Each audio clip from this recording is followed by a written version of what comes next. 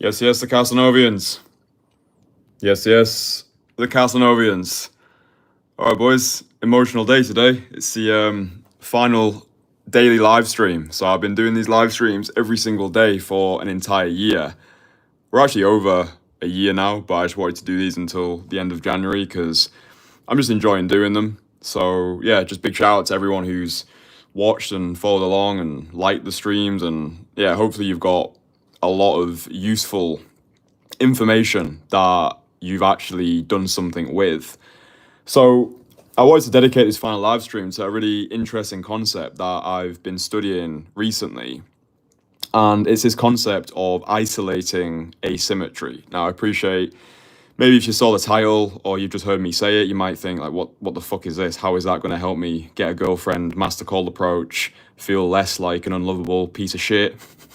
So stick around till the end because I'm gonna explore this concept, and once you've absorbed and internalized the thinking behind what I'm about to say, it's gonna transform the way that you show up, not just in your call approaches, but the way that you show up in your business, your like any pursuit that you wanna witness exponential growth. Isolating asymmetry is probably gonna be the best thing that you learn today. So first of all, what actually is it? Like what actually is isolating asymmetry?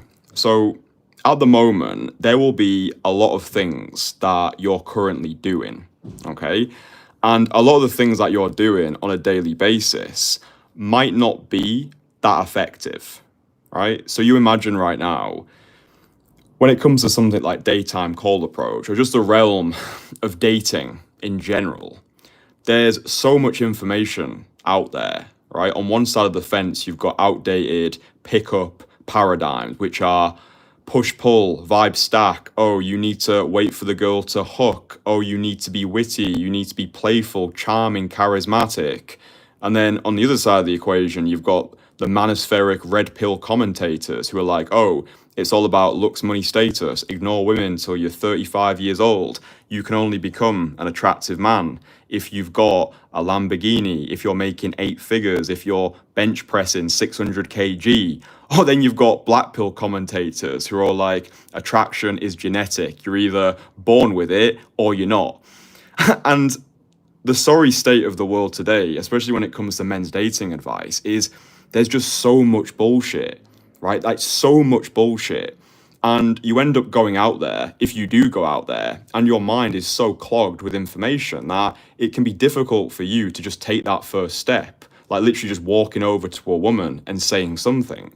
So, really, my mission right now and the direction I'm taking this channel, and realistically, all the coaching that I've been doing over these past 4 years, is a focus on what I call anti-game artistry.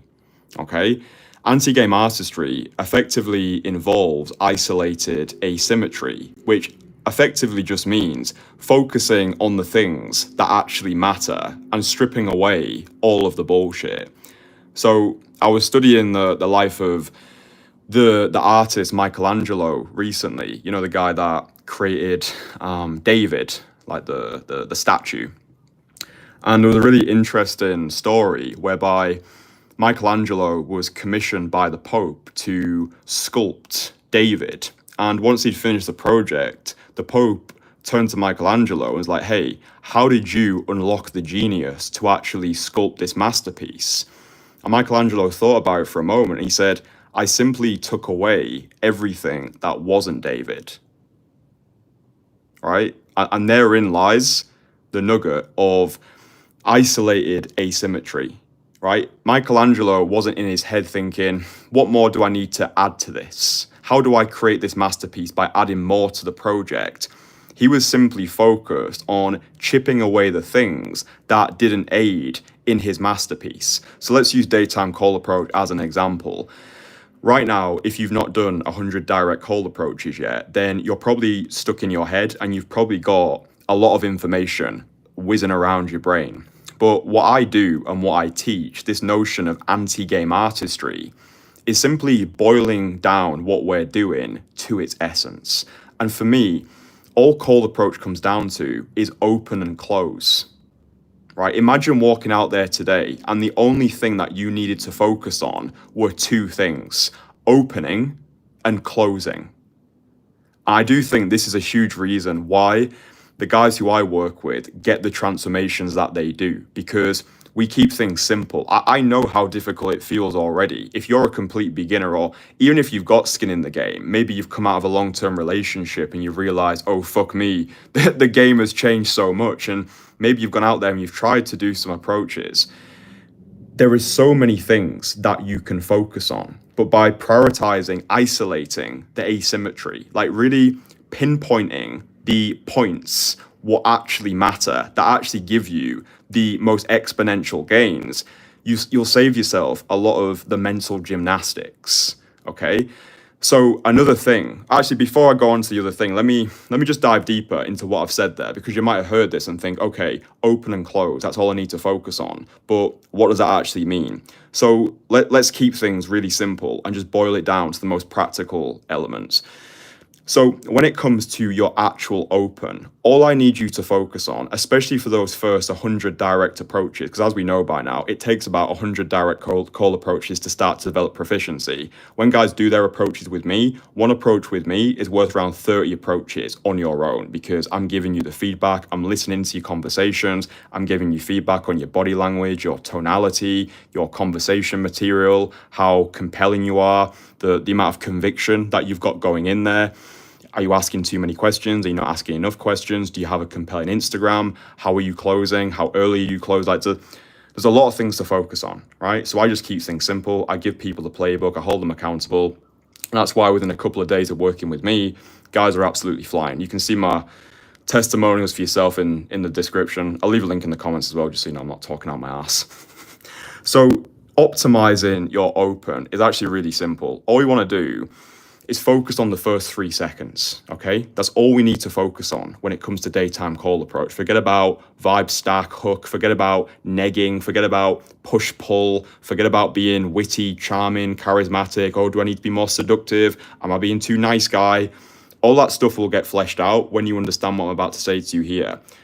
Focus on the first 3 seconds. All you need to focus on for these first 3 seconds is blowing that woman away with your compliment, right? So none of this like shitty apologetic approaches like, oh, hi, excuse me, oh, just wanted to say that you look nice or you look cute. No, that stuff is actually draining you of your confidence. It's diluting your masculinity. Okay, and a lot of guys, they will start off their approaches on this apologetic footing. As far as I'm concerned, it's within those first 3 seconds that that lays the foundations for how the rest of that conversation is going to go. So you'll notice, just go look at my cold approach infield conversations on YouTube. They are plastered across this channel.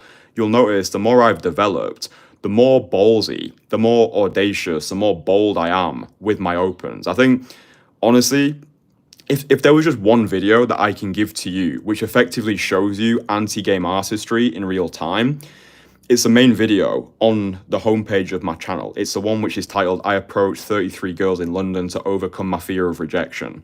As far as I'm concerned, that is actually the only video you ever need on learning cold approach, because I remove every essence of game entirely. I'm literally just going out there, focusing on opening and closing. I'm not thinking too many steps ahead. I'm just focusing on what actually matters, which, in my experience, after coaching hundreds of guys, is the open. That's the only thing that matters at the start. It's the open. It's getting yourself into that conversation. It's blowing that woman away. It's playing to win rather than playing not to lose. Yeah. And if you can focus on those first 3 seconds, so making sure you're stood relatively close to the woman, making sure you're making eye contact. Has she stopped?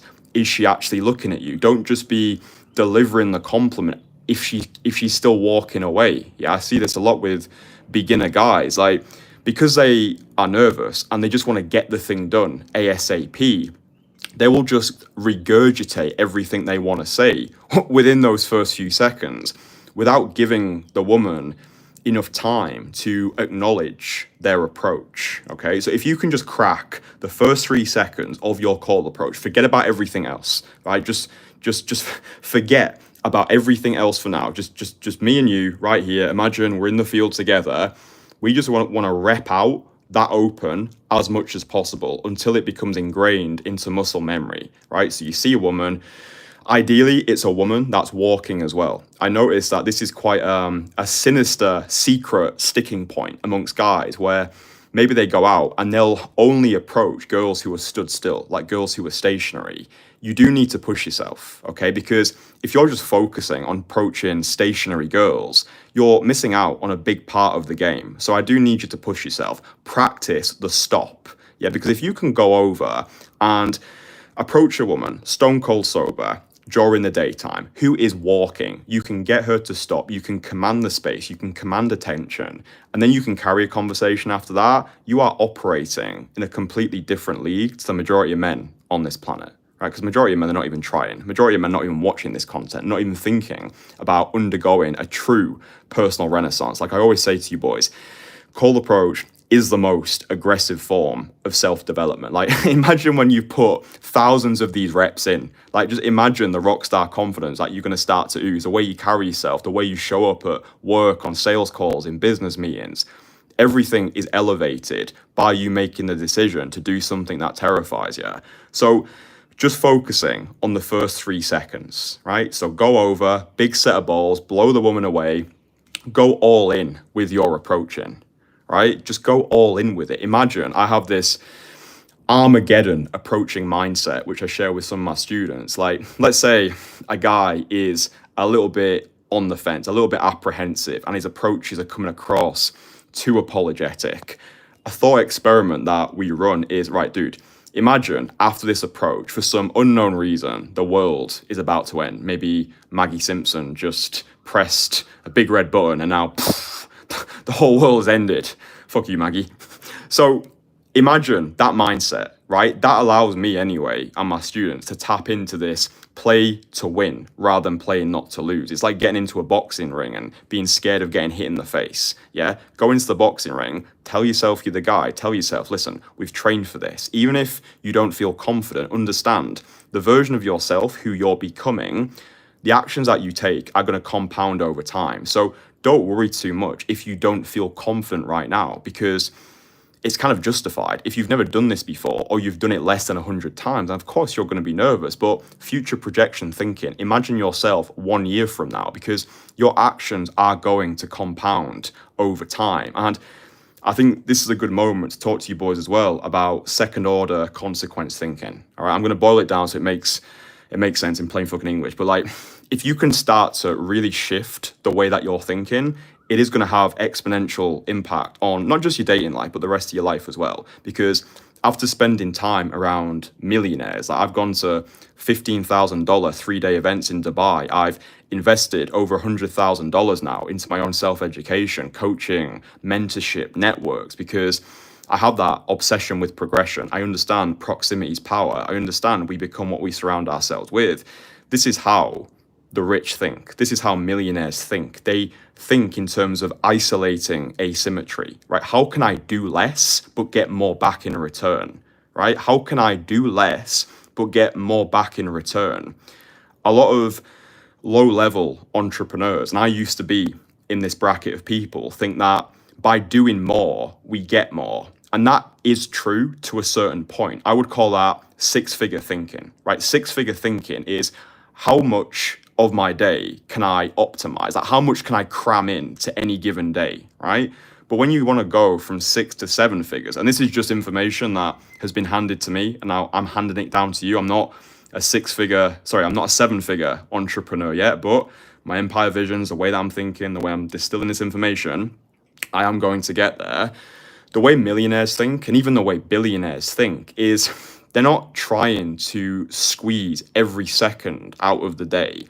They're just focused on the most critical tasks, right? So rather than spreading their energy thin, they are focused on where can I get the most leverage. A lot of people have this fallacy, and I used to have this fallacy, whereby we think that time is our most valuable resource.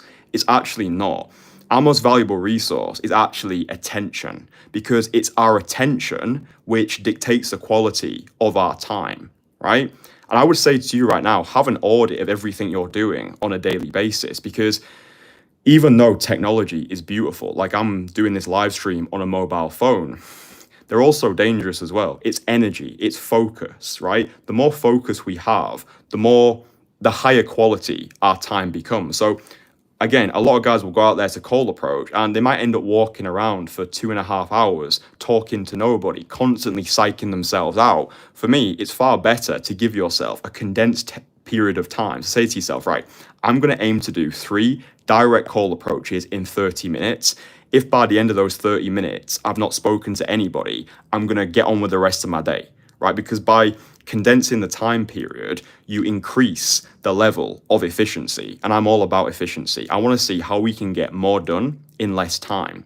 But second order consequence thinking is really important as well, because let's say today you make a decision to go out there and do 5 direct call approaches. So you walk over to 5 women who you find attractive, you give them a compliment, carry a little bit of a conversation, and then maybe you go for their phone number. Remember, all call approach comes down to is open and close, right? Hey, just saw you, wanted to say, you look amazing. What are you doing today? Oh, I'm going shopping. Oh, cool. What are you going shopping for?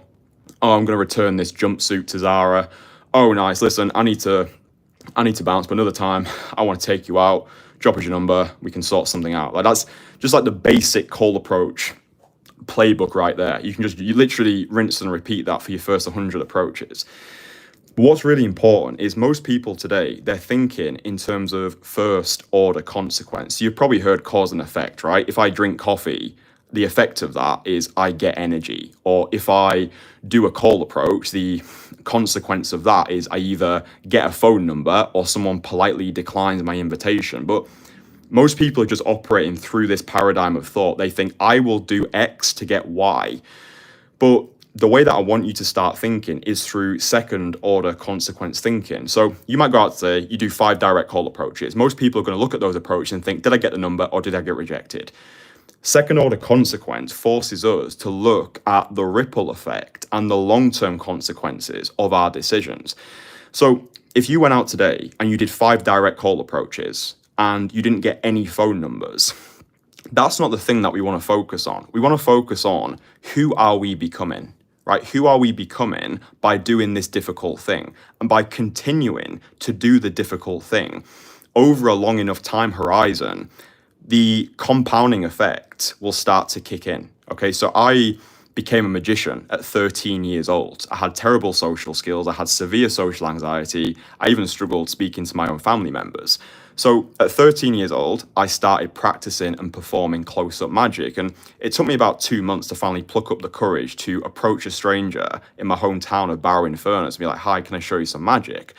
But what I didn't realize at 13 years old was my 13-year-old self was taking actions that have invested into the identity of the person who I now embody. So it wasn't the 13-year-old version of me getting rejected or performing magic. It was who I was becoming through the actions that I took at 13, 14, 15, 16. This is why when guys work with me, they get like 15 years of battle-tested social expertise condensed into a single weekend. Again, go listen to the testimonials, I'm not talking out my ass. But if you can start thinking in terms of second order consequences, then your life will actually start to change. So one of my favorite analogies is, let's say you buy a television, right? You buy a television because you're bored. Now, most people think, oh, I'm bored, bought a television. But if you can look through second order consequence thinking, what are the long-term impacts of buying a television? Well, maybe because you've got a television and you've got more distractions, now your attention is zapped and your time doesn't have as great a quality. Over a 6 to 12 month period, your business might start to stagnate. Maybe you become less consistent at the gym because you're staying up too late and watching the television. Maybe because you've bought the latest model of the Samsung.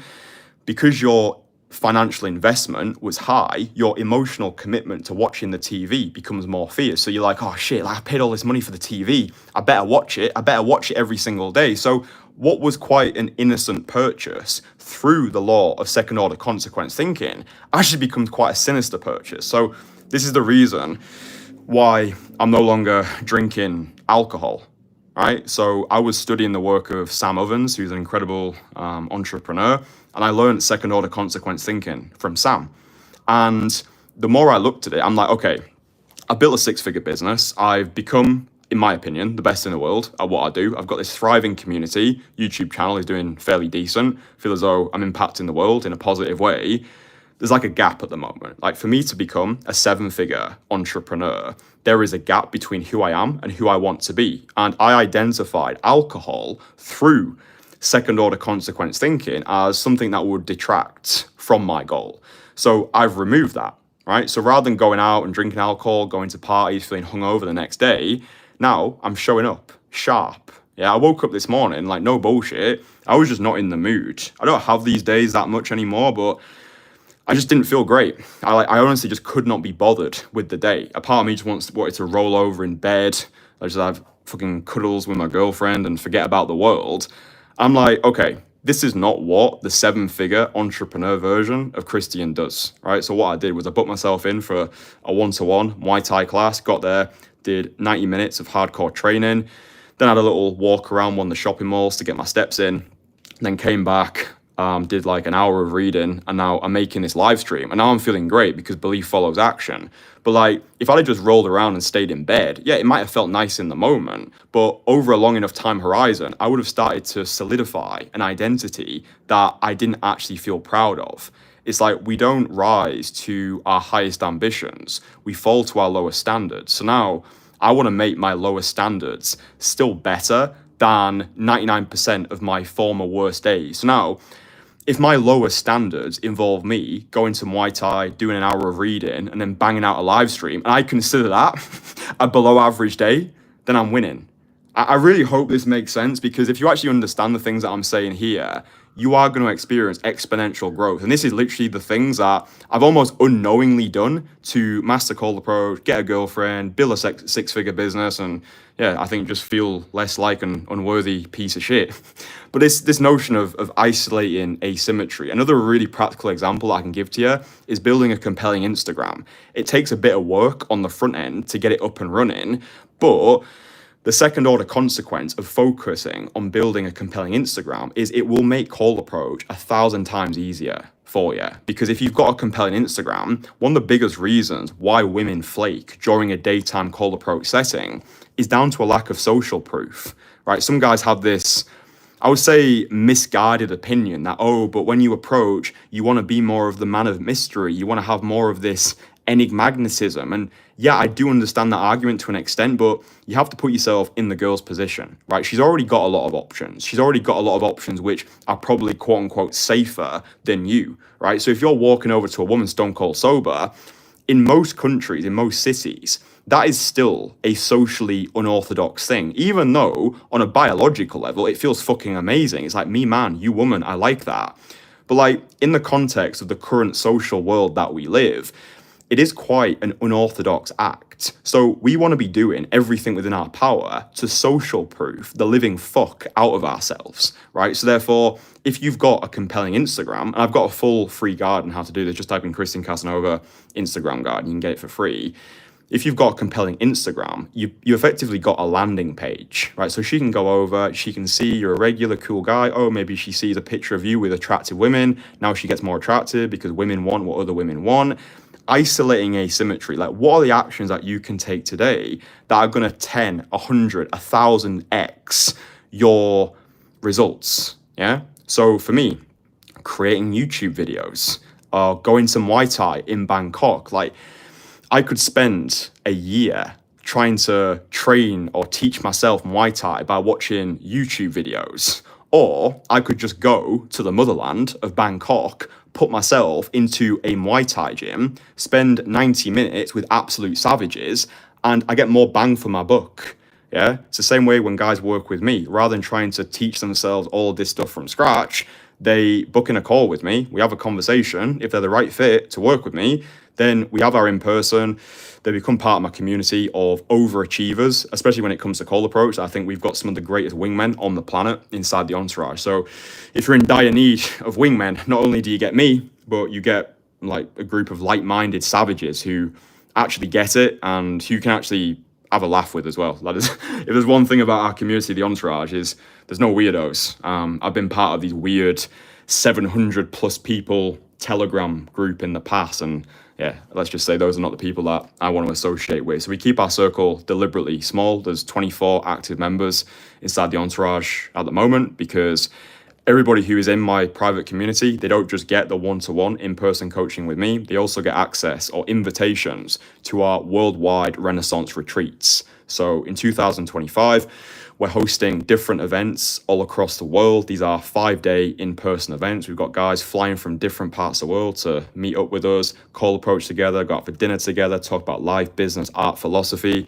I really do believe this is the future of daytime call approach. And this is how I've deployed second order consequence thinking and isolated asymmetry. This is how I've deployed it in my business. I'm like, how can I give people more but less input from them? So it's like, right, do the in-person coaching with me. I condense 15 years into a couple of days, and then you can come to our events, right? So come to our events, soak up more value, get more coaching, work with me again one-on-one, and get connected with the rest of our guys. So isolating asymmetry, right? What can you be doing, or what can you take away right now that is not serving you? I think a lot of entrepreneurial minded people have this fallacy of multiple streams of income. I think that was like a buzzword maybe a decade ago. Like, to get rich, you need multiple streams of income. You need to be doing 7 different things. You need to be on Airbnb. You need to do drop shipping. Then you need to build a course. Then you need to create content on social media. If you're creating content on social media, you need an Instagram, you need an X, you need a LinkedIn, you need a TikTok. Again, time is not the most valuable resource. Attention is, because it's the attention which is going to dictate the quality of the time, and it's the time or the quality of the time which dictates the quality of your life and therefore results. So it's not about multiple streams of income. It's just getting fucking great at one thing. Just one thing. Like, what can you be the best in the world at? There's a really great book. It's called From Good to Great, and it talks about the hedgehog concept. And if you understand the hedgehog concept, again, that'll change your life as well. Hedgehog concept is basically saying to yourself, what can I be the best in the world at? What do I love to do? And then there's another thing in there as well. I would say read the book, because I've probably butchered the principle there. But if you can just focus on this concept, like isolating asymmetry, we'll finish off really practical. Go out today, just focus on the open, right? Just focus on the open for your daytime call approach. Forget about vibe, stack, push, pull. Forget about looks, money, status. It's okay if you're not the man that you want to be right now. I wasn't the man that I wanted to be when I started call approach in 2020. I was a low-life loser. I was addicted to porn, had erectile dysfunction. I was living in a grotty apartment in central Leeds, and I just didn't really like myself. So yeah, listen. All the things that I've shared over this year of daily live streams, I honestly hope that they've changed your life to an extent. That might seem like quite a grandiose vision, but I do believe that my free stuff is better than people's paid stuff. And even if I've just said one thing over the course of these 365 days plus that has sparked an epiphanova, has made you look at your life differently, not just in a cold approach sense, but I don't know, maybe it's inspired you to start a business, or be more social, or be more of a risk taker, or travel the world more, or get around and surrounded with the right people, then I'm really happy about that. I hope this live stream has made sense. Hope it's found you well. And yeah, if you've enjoyed it, drop it a like, consider subscribing to the channel. And if you're curious about the results that I get for the guys who work with me one-on-one, then I will link everything in the description and in the comments. Yeah, it's been a wild one, and I feel as though I'm only just getting started. So to glory we go.